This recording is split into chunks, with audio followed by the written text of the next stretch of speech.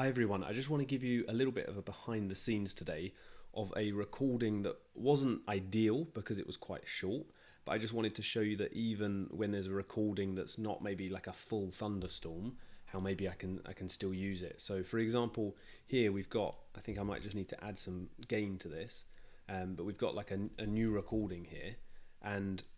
if I just add some gain, you can see here that on this segment that I've cut out from the recording, there's essentially only just one thunder strike because we've got a little bit of insect noise here that you can see at the top, some maybe bird chirping noise in maybe this area here, and then you can see this thunder strike there on the spectrogram essentially. So if we press play, and I'll stop talking when I do this so you can listen, but you'll hear obviously a little bit of the noise and then the thunder strike.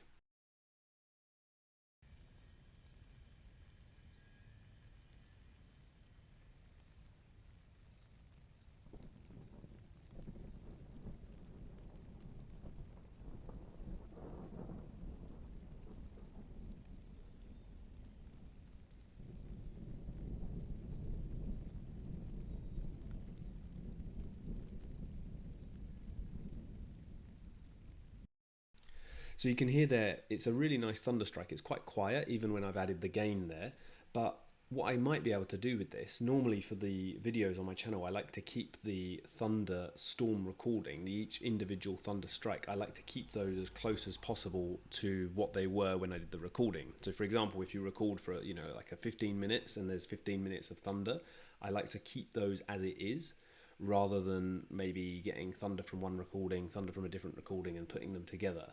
because a lot of other channels do that, and you can do that,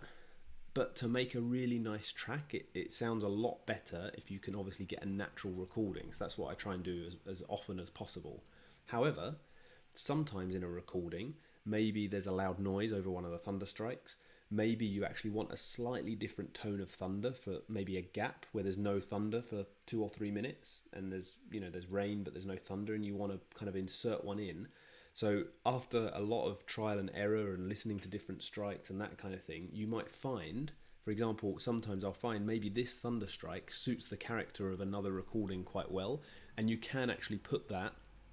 into a video and it suits it really nicely. So this is what they do in sound design on Hollywood movies and all that kind of stuff. When they design an ambience, this is exactly what they do. So although this recording I didn't get a full thunderstorm, it's still a worthwhile recording to have, because I can essentially use this sample of the thunder strike and it's still a real thunder strike that we can use, and maybe that will be in a future video where it's maybe a bit more of a background role or something like that. So I just wanted to show you that today, kind of a bit more behind the scenes of some of the recordings and that sort of thing. Hopefully it's kind of interesting, and I'll see you very soon in another Rain and Thunder video.